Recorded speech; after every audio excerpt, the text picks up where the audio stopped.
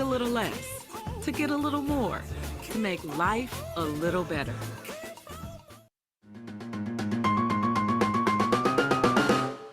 Hello quiz players, I am Floris, your host here on the Quiz Channel, and it's time for our biggest quiz ever, the 100 Greatest Hits Music Quiz. Get ready for 30 minutes of quiz fun and great music.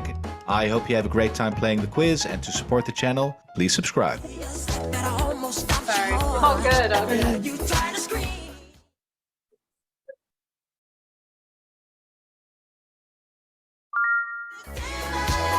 So that's kind of what they would. Majority of the rest of the songs are not. They don't show it. But I'm gonna do the other. It's not showing on the screen. Do you want me to make it so showing? Yeah. Yeah. I can do that.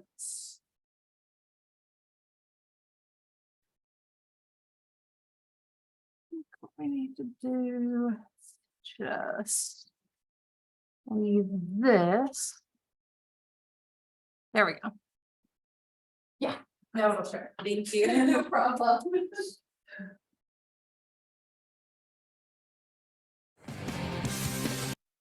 Okay, so we'll only do like 2 minutes of this, but the point of it is like if you guys see it and you can call it before it comes, like you guys get this candy. So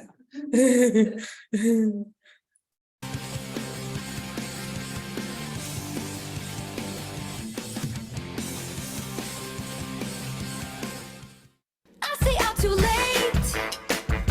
Got nothing in my brain. anyone know that one? Yes.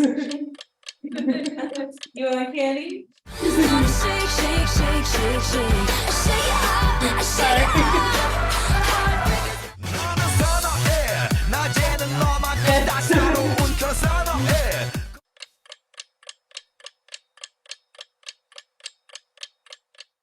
오빤 강남스타일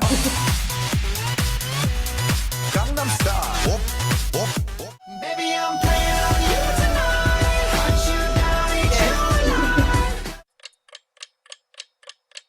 Sorry. Like animals, animals, like animals Baby you think that you We clawed, we chained our hearts in vain. We jumped. Sorry. I came in like a wrecking ball. First things first, I'ma say all the words inside my head I'm fired Yes. Oh, I think it's Monster. I don't know. You make me a believer, believer She told me don't worry about it She told me That's the weekend, yeah. I can feel my face when I'm with you Yeah. My love is You don't gotta go to work, but you gotta. This is work from home, but is it Spanish? No. Oh, you got it Yes, Marty, one of the. Girl, you know I want your love. Your love was handmade for somebody like me. Yeah, Kayla just worked and she. I'm in love with the shape of you. Yes. We push and pull like a magnet do. Although my heart is falling. Something in you lit up heaven in me. All right, so that's kind of what we do for like almost 30 minutes to an hour. A majority of the time, it's right before dinner because the residents get really like they're about to like almost like little children, like they get antsy, so we have to keep it really entertained during that time. So Hannah got the last one. She was sticking it in the chat. And Dua Lipa. I love it. And I told Pete and Kayla that you will them from Canada when you see them. Yes, yes, for sure. Okay, so this next, I'm gonna play some meditation music and we're gonna play Bloom Volleyball for a little bit. We like to play this with the residents because they do it even sitting down, but it helps keep their movement and stuff. And the nurses really think that it's helpful because a lot of residents just don't like to move during the day and it makes it harder for them to take care of them and stuff, because then they tend to get more injuries and stuff like that.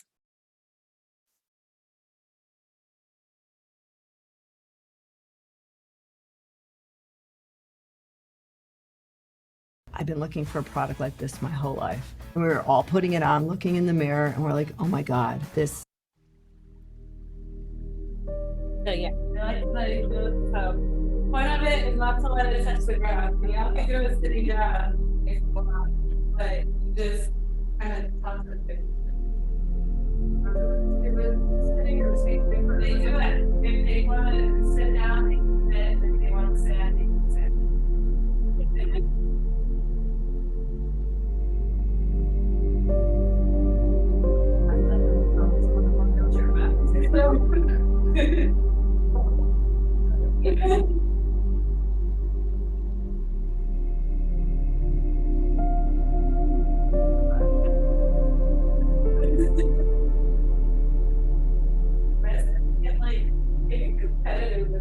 They get like sort of aggressive. Oh, shit, I think they're in the like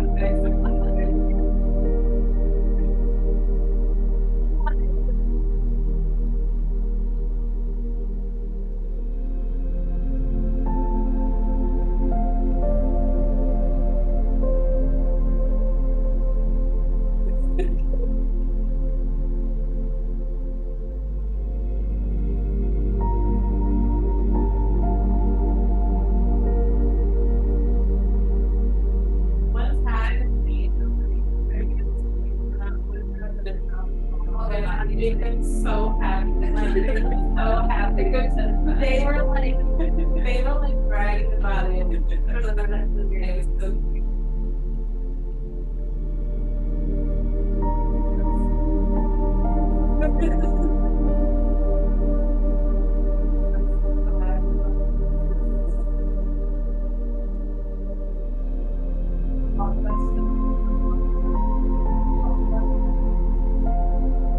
I like to stretch or like make it talk about that.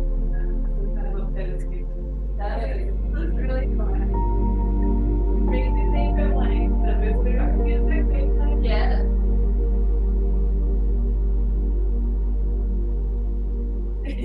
Yeah, after for a while too. Playing like 3-4 minutes or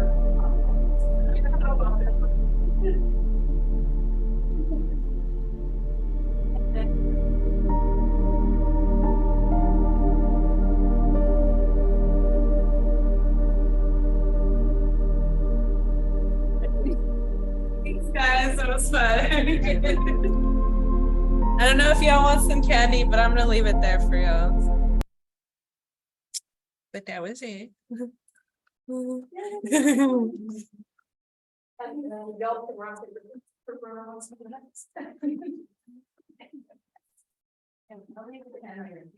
you're chocolate there, your heart rate is there, it's open, so. And I think I was. Oh, thank you. But you're. No. I did. You did it. It's open. Oh, it's yeah. It's fun.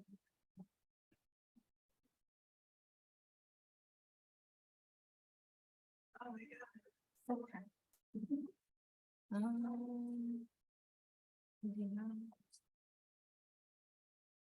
And it's, oh, I see. She did all funny. Okay. Is it still shaking? Oh.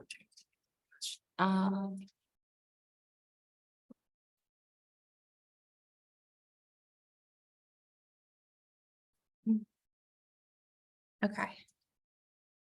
So today we're going to talk about art therapy and mask making. So this is kind of our timeline. We're going to define what art therapy is and do 2 short videos. Next, we're going to do a recap about the article and then participate in a short breathing exercise and actually do some mask making. After that, we're going to do some reflective journaling for a few minutes, and then we're just going to look at some resources for you guys. So art therapy is a mental health profession. It enriches the lives of individuals and communities through active art making, applied psychological theory, and human experience within a psychotherapeutic relationship. And then what makes it art therapy? Because a lot of times you go to the store and you'll see like coloring books that say they're art therapy.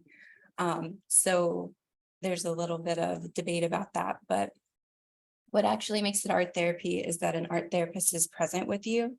And they're in the safe space that they've created for you and them. And there's an agreement between therapist and client that must be set. So like treatment plans or therapeutic goals, things like that. And there's quite a few requirements to become an art therapist.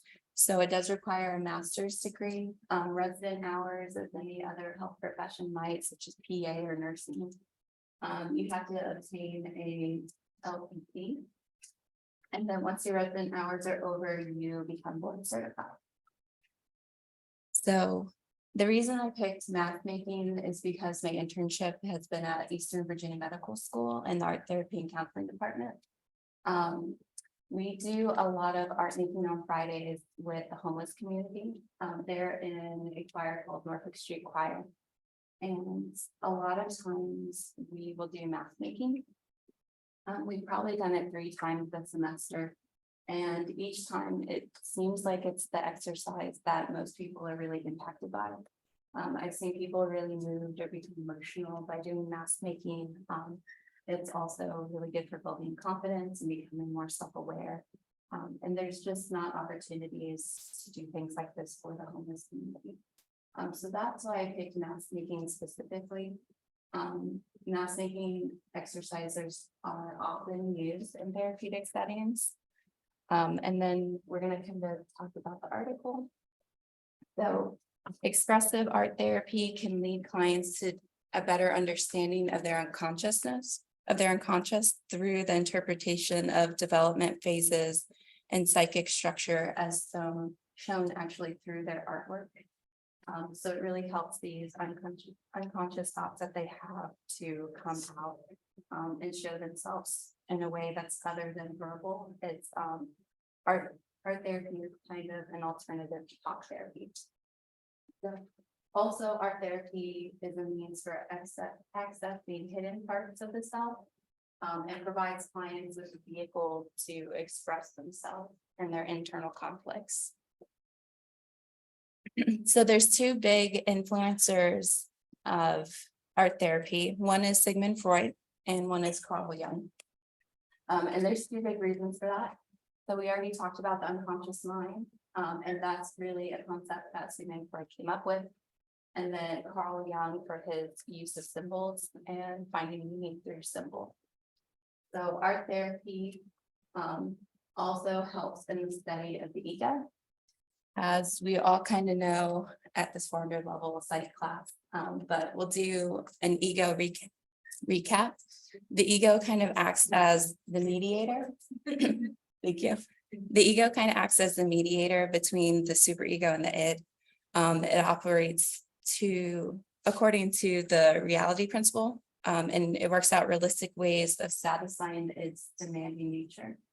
And how does it do this? By compromising or postponing the satisfaction that's craved by that id to avoid negative consequences in society. So with an introduction of the psychoanalytic ego psychology through Freud, our therapists recognized that inner consistency had a direct correlation with the expression of form. And when you look at an artwork, the form really is kind of the symbols, the line work, and then also the content. So the content would be, what do those symbols mean? What is the storyline? What's happening for the client? And then they noted that the stronger the ego, the more cohesive the form and the content of the artwork becomes. Any weird picture? So some rationale for using expressive art therapy with clients. Art involves the client in the invention of their own work, and it's an egocentric process, which really helps them to focus on the self and bring out what's happening in the self. And so at times aspects of the self are portrayed visually, which causes the confrontation with oneself. Because some things might be coming from that unconscious place that they weren't aware of before. And then the client's pathology may become more self-evident.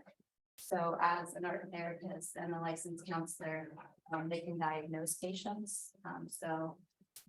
If a client is struggling with a pathology or just living with a certain pathology or disorder, this is something an art therapist can do with them. How does this impact the client? So failures and conflicts may arise during the creative process, but if it's handled appropriately by the therapist, these self-confrontations, failures, and risk-taking that occur with expressing their internal world can bring about personality changes in the client. An example of this would be visual expression of traumatic events. This is something that can be hard or almost impossible for people. But if handled properly by the therapist, it can be cathartic. Helps clients cope with the negative experiences that they've had, as well as reducing inner conflicts either in the moment or long term. So what are the big impacts of mask making specifically? So mask making involves clients discovering who they are on the deepest levels. So you learn a lot about your identity and become more self-aware. Mask making or making a mask requires clients to know the difference between their persona or their false self. So this identity that you take on based on what the world is telling you, versus who you are at your core. And this kind of means exploring different aspects of yourself and exploring how you connect with yourself and the world around you. This is a direct quote from the article that says clients can be encouraged to look deep to find within to find ways to express the world who they really are. So mask making will help answer questions like, what do they have that the world needs? What kind of courage do they possess? And what are unique strengths of theirs? So we're going to do a breathing exercise. And I'm going to go ahead and put on some.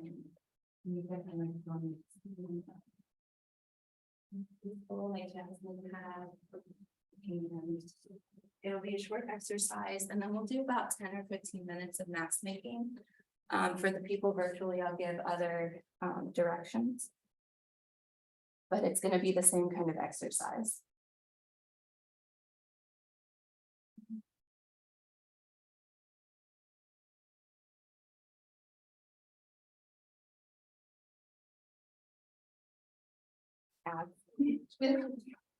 All right.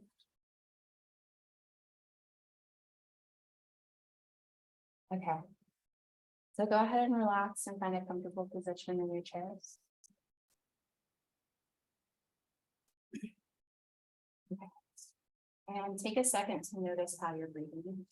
Are you breathing through your nose? Are you breathing through your mouth? Don't change anything about how you are breathing, but simply focus on how your body moves while you breathe. And you can close your eyes during this time if you like. Nobody's looking around.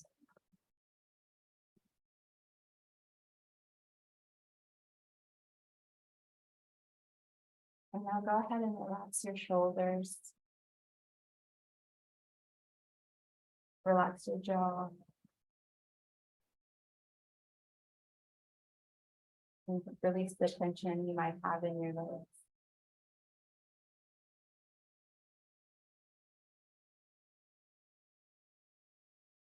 Try to focus on how you're feeling right now. What kind of emotions did you experience when you were walking in today? And how is that settling on you right now?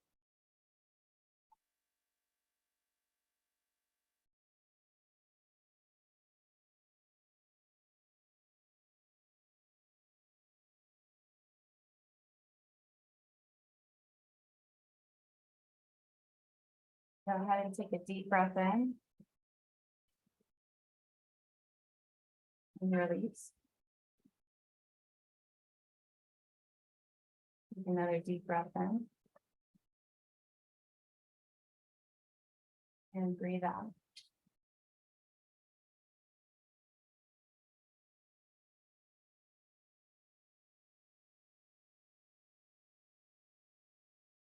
Try to come back to noticing how you're breathing. And remember, you don't have to change anything about it.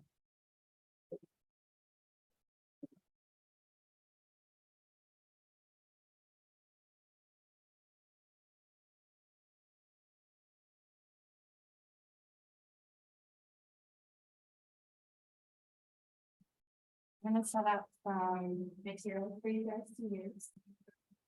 For the mask painting. Probably more stuff than I need.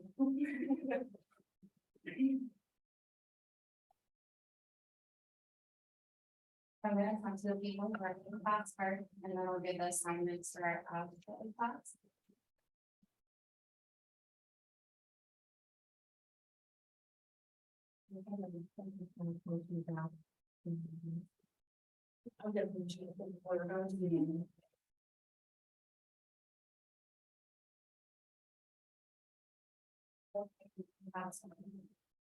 Yep.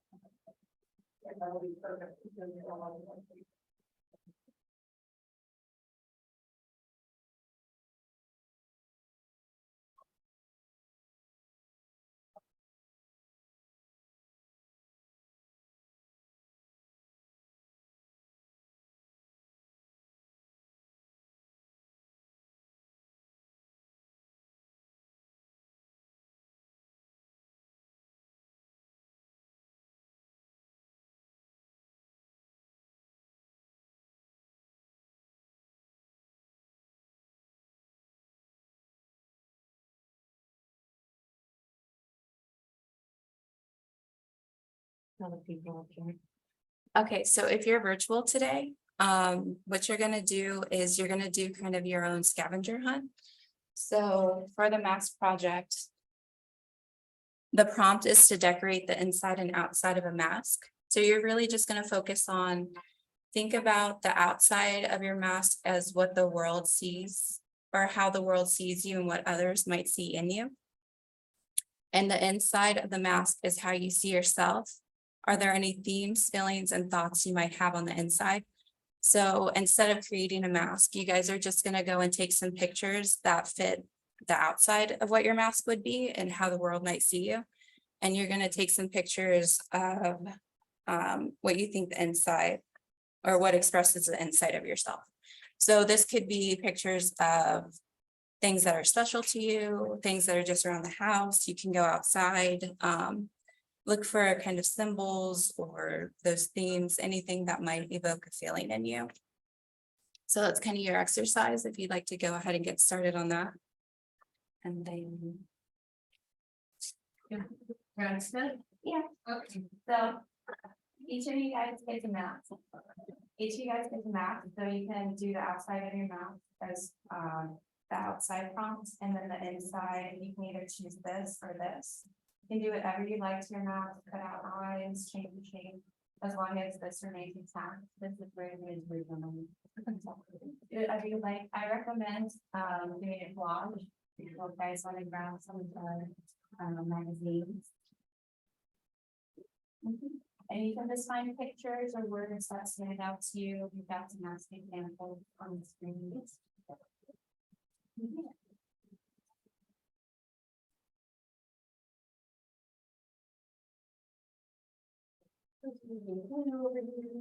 Yeah, so you can use scissors or you can tear. There are researches that show that tearing, or having that experience with tearing releases stress. Or reduces stress. But I know some people are type A personalities. I'm not me, so they say that wasn't so easy.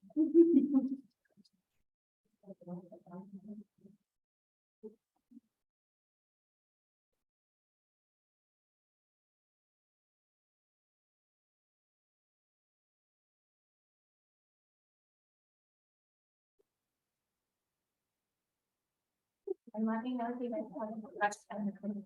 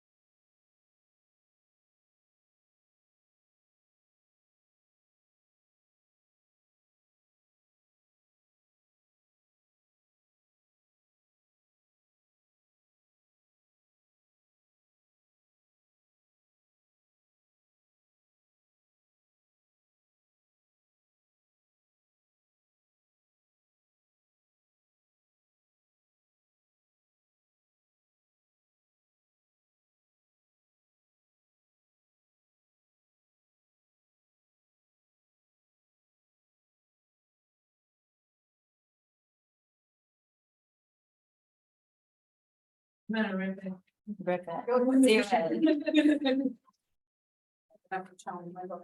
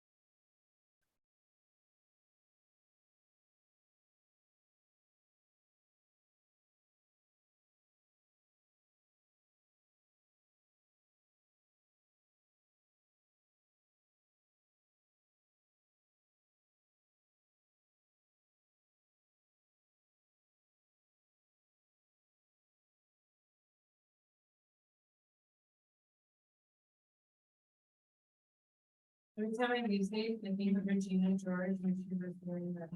Oh, my. Oh, what a flashback.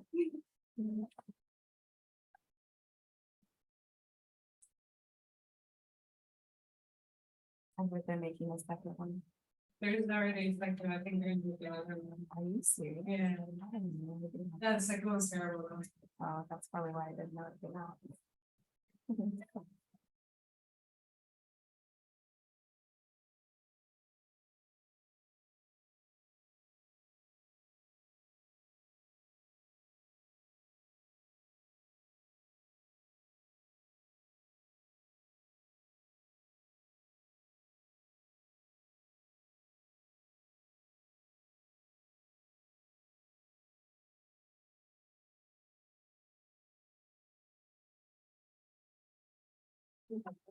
Cycled in out of my office. No. First cycle, let's correct. Further than typical.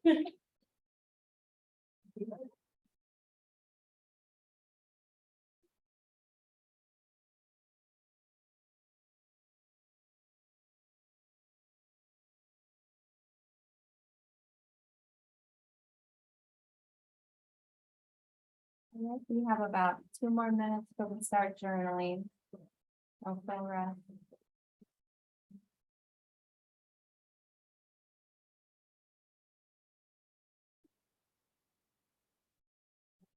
A child of the eighties. I know about the house, so.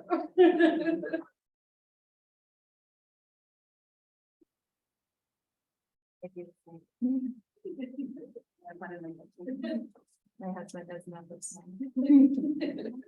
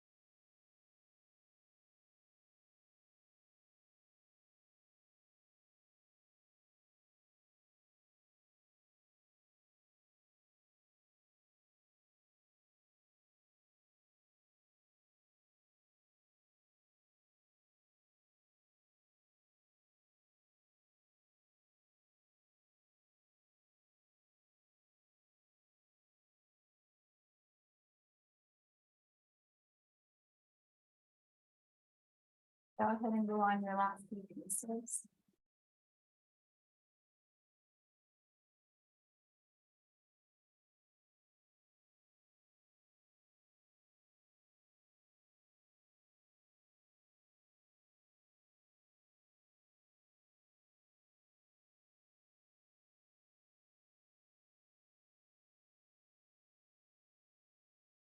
I love how everyone's mouth is turning. Great. It becomes a lot to put in.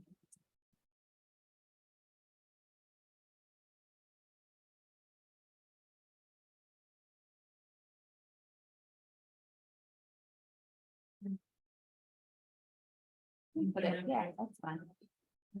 It's your best. You do whatever you want with it.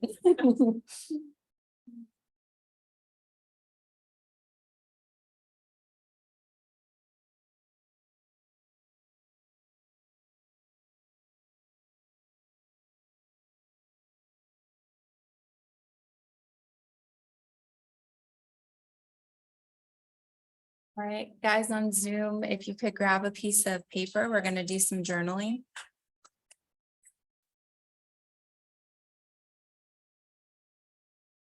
And if you guys need some, does anyone need a pencil?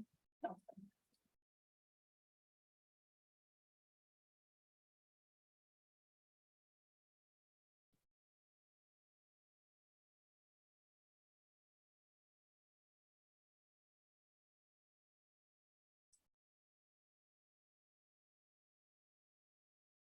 So we're gonna move into our observation time and reflection journal.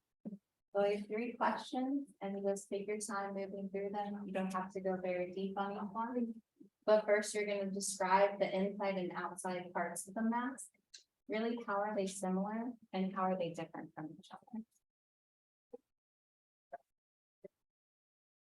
Next, you're gonna do, how do the inside and outside aspect of yourself relate to each other? And then what have you learned about yourself through this mask project?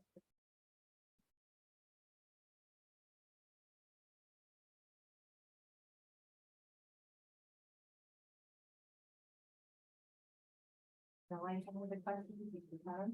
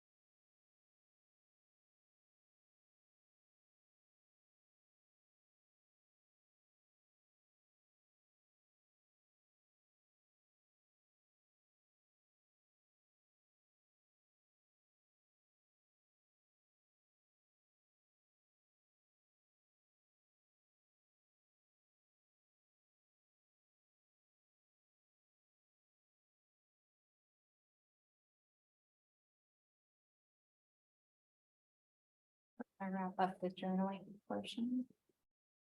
And is there anybody who'd like to share what one of their pieces means? Don't feel obligated to, I know it can be a very personal exercise. But if anybody would like to take a picture and kind of explain it, or if anyone on Zoom wants to talk about one of the pictures they took. Okay. For the elephant. And outside and I stand up. And I, you know, the elephant symbolize good luck and wise. Yeah. Wisdom. And yeah, and my grandma loved that. That's awesome. Yeah. And you put it on the outside too. Yeah, so I put it on the inside. Okay. Oh, Yeah. perfect. Yeah. Take your time creating my favorite. Well, thank you.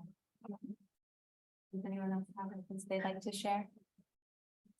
I like this one where she's like with the colors and stuff, cause it's like, before, I feel like a lot of people see me as angry or aggressive and stuff, like, not obviously everyone. People who get to know me, then they're like, oh wow, you're like different, and like what you see, and I'm like, Yeah, because I don't really like to show that part of myself unless it's people that I feel safe or comfortable with, so. I feel like that's something that I keep on the inside, but I don't show on the.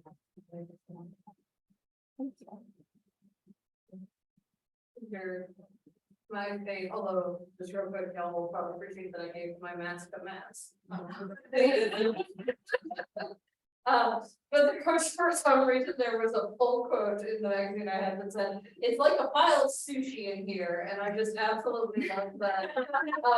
And I think like my inside, I'm much more quirky, you know, and y'all see some of that coming through, and that's why I'm like, a Cheeto, where it's some Cheeto on the event, but like, there's so much more of that. That, like, perhaps some professional setting I shouldn't necessarily, but, yeah, I love that. I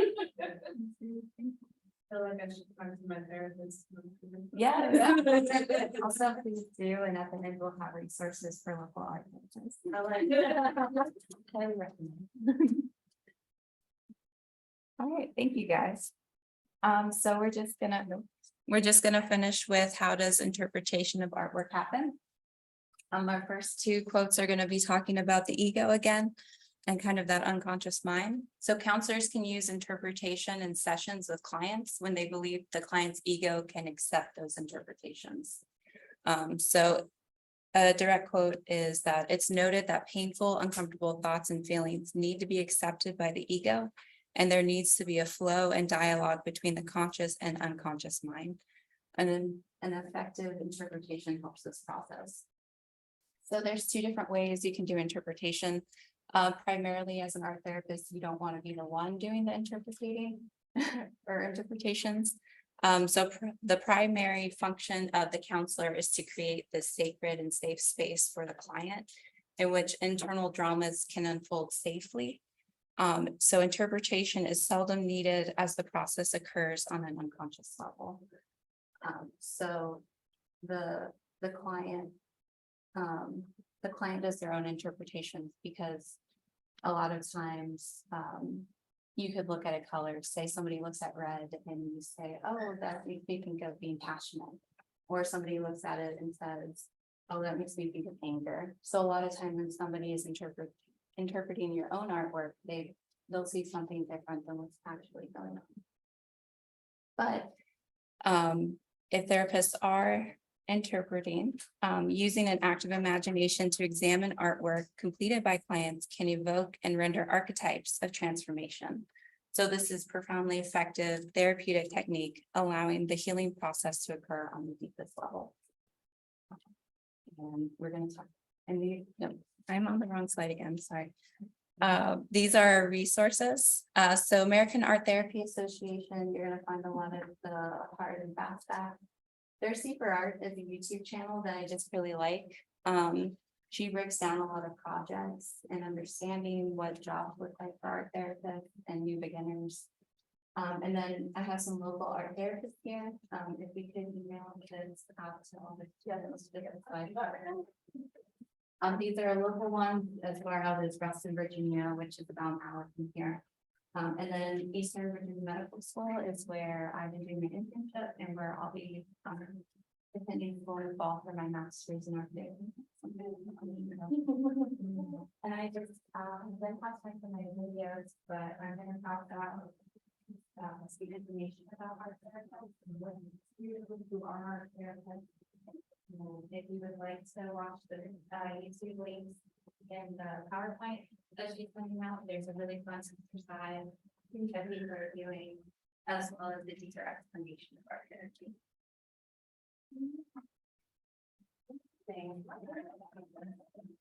Thank you guys. And then we have one more today. We're getting everybody finishing off. The Daria's gonna go next. Everything should be full up, but we need one, let's go.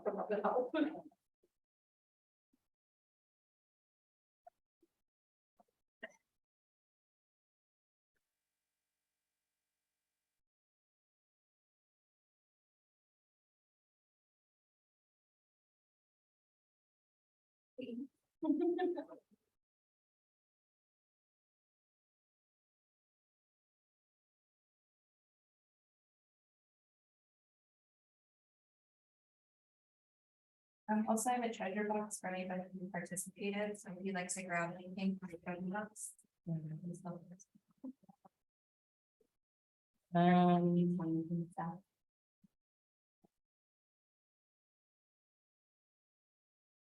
Should I go to your email to pull mine up? But it's not down here. Yours Oh, there it is. Yeah, in the browser. Okay.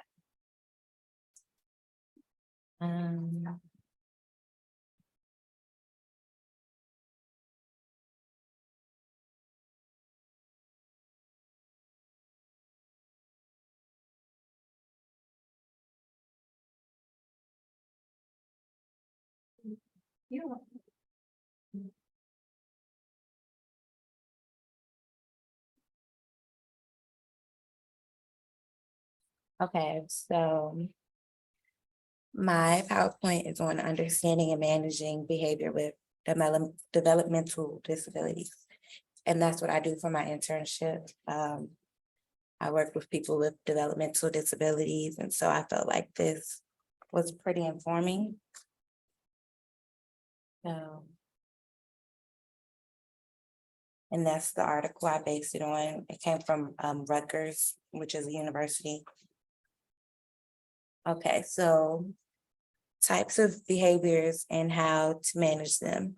As you get to know your program participants, you may be able to figure out why problematic or negative behaviors occur, and you may be able to prevent them. Problematic behavior can be categorized in 3 ways, which is attention seeking, avoiding work, or escape. In attention seeking, some individuals express their need for attention through inappropriate behavior. If the individual is avoiding work, it is possible that the task is too difficult to understand or execute. And escaping may occur because of sensory overload. So here is some effective behavior management techniques for attention seeking. So 1, you can ignore the behavior. This means do not look or talk to the person, ignore the problematic behavior and give them, okay, wait a second. How do I zoom this out a little bit? I just go like that. Can you guys see that way though? Okay. I get to you. So ignore the problematic behavior and give them the attention they crave when they are behaving appropriately. We can also teach replacement behavior, model or suggest the appropriate behavior.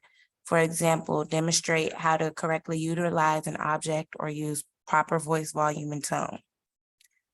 Redirecting the person's attention away from inappropriate behavior by removing the trigger. For example, objects, location, people, or topic of conversation. Sometimes a participant's behavior response may trigger another participant's behavior, and in this event, it is important to remove the participant displaying problematic behavior from the immediate environment. Assigning a task, give the individual a task or responsibility that makes them feel important and provides the recognition that they are seeking through disruptive behavior. And separating the individual, which is removing them from the situation. And before I even done these PowerPoints, this is what we were practicing at my internship. And sometimes you just need the first day that we signed up for Monday.com. Distractions, like I said, it's easy to take their mind off of one thing because they can get angry and they can become physical. So sometimes it's not the safest environment for everybody to be in there. But when you remove them, or say they like playing bingo, or they like playing, they like when you write down the date, you look up what day it is, and we'll watch YouTube videos on what day it was, and it really catches their attention. Just like ways to calm them down. And this right here is somebody responding to attention-seeking behavior, and I felt like it was Our department was already able to connect our processes. What ABA says is that if the function to do attention-seeking problem behavior, so that I can model how to respond to it in a way that doesn't reinforce his problem behavior. And so we are going to model that. All right. Oh, look at that. I have a phone call. I need to talk on the phone right now. Hello, how can I help you?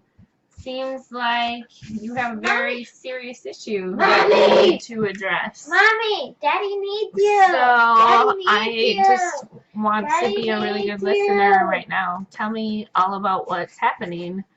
Thank Daddy you needs you. so much for your phone call. I appreciate it. Okay, and pause. Thank you, Zach. So as you can see in the video, I didn't respond. He was being inappropriate, and I didn't engage. So typically, what your natural reaction would be to do is to correct him and to tell him like, "No, you did what I asked." So you would tell him like, "I'm on the phone. This is inappropriate. This phone call is super serious and important. I need you to go away," things like that. But the function of that behavior was attention seeking. And so if you talk to him, if you engaged, that would have reinforced that that problem behavior. So so I didn't make eye contact with him. Even if you give him a look, that's attention. So you've got to hide your responses. All right. Thanks.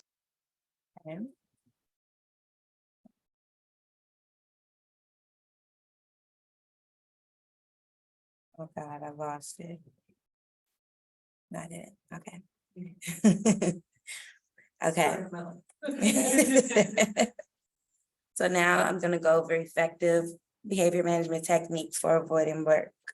So when somebody's avoiding work, you can break the task into smaller, simpler steps. And it's very important to only give one direction at a time. And each task should have a definite beginning and end.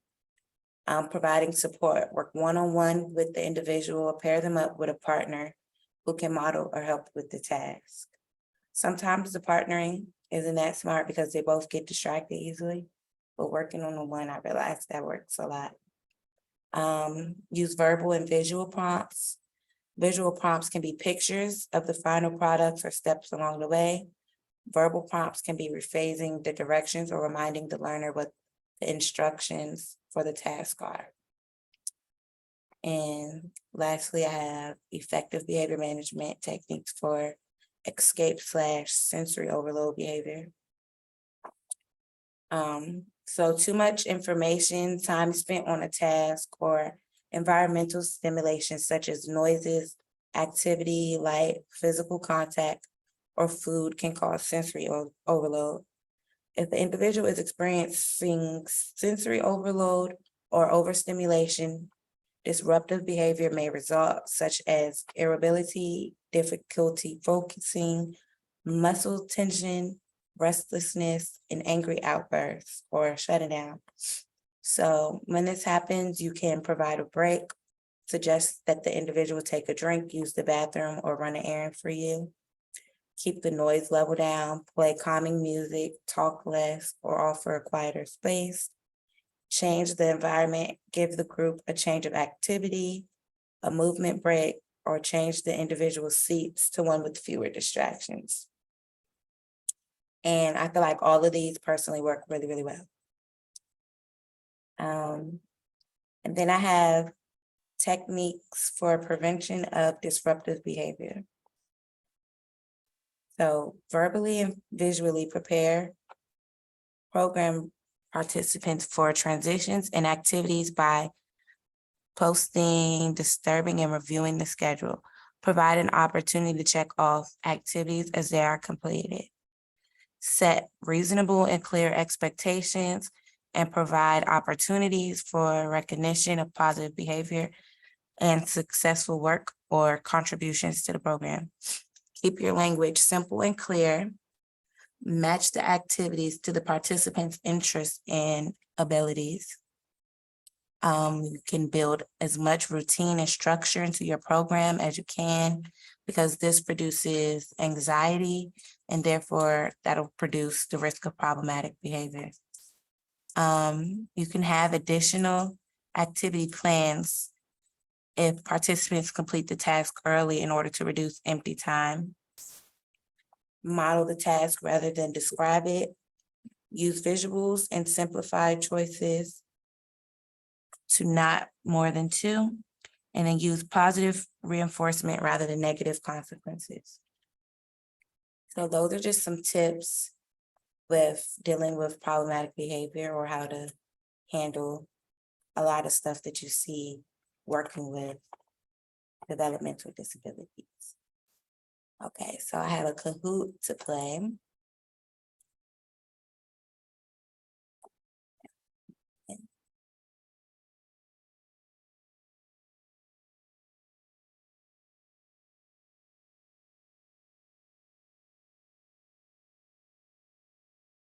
And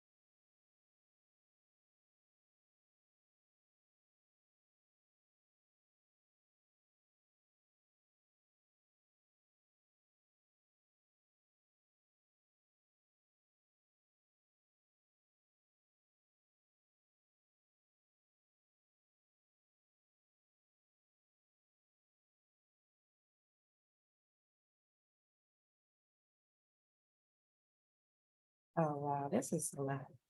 It's the worst, I hate that.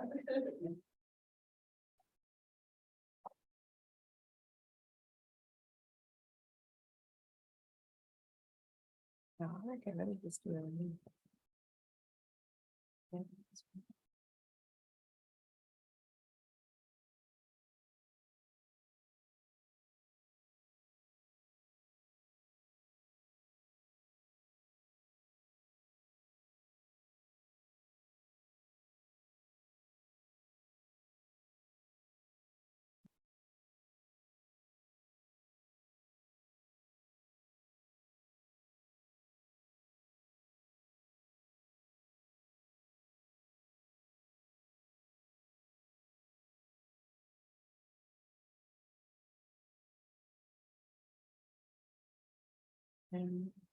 So classic.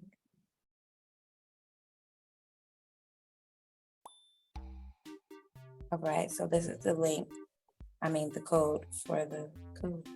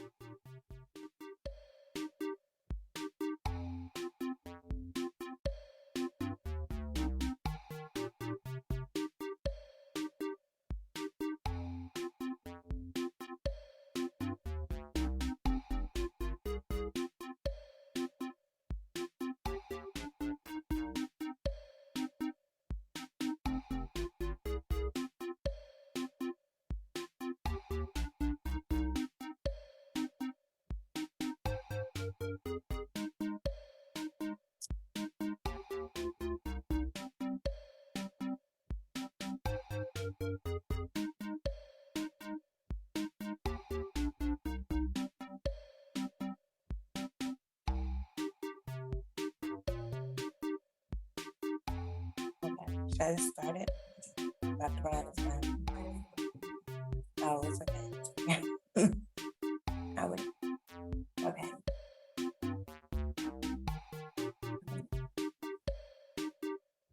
That's yours right there? No.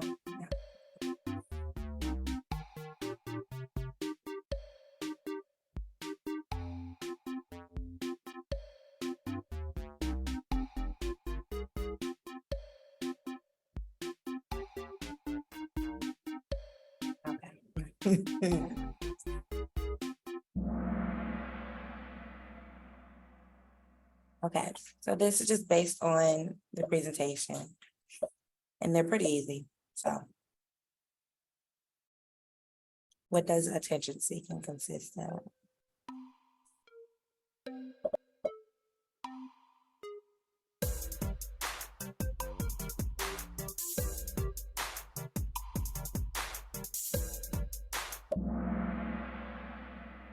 Okay, period.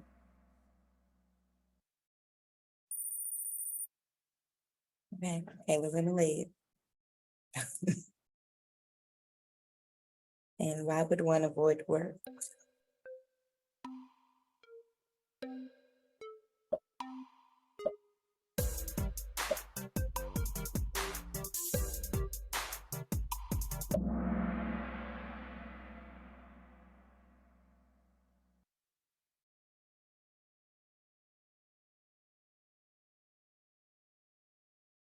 What happens if one is experiencing a sensory?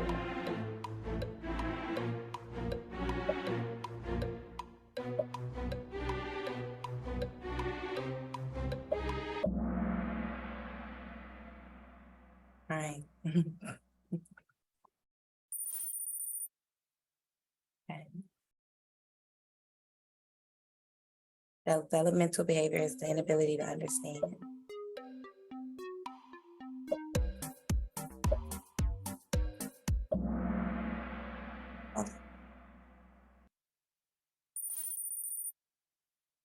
Okay, move fast. Ignoring is effective for which behavior?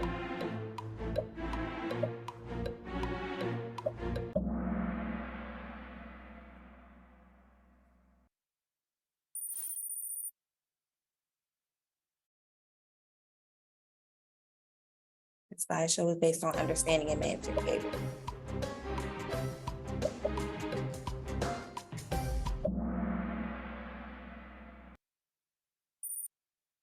Okay. Difficulty focusing could be an example of sensory overload.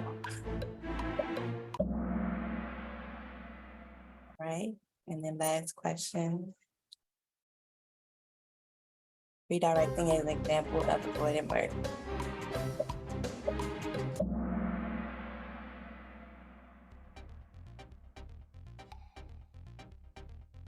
Okay, Kayla came in third. Enjoyed squeezing in three presentations and finding out about everything.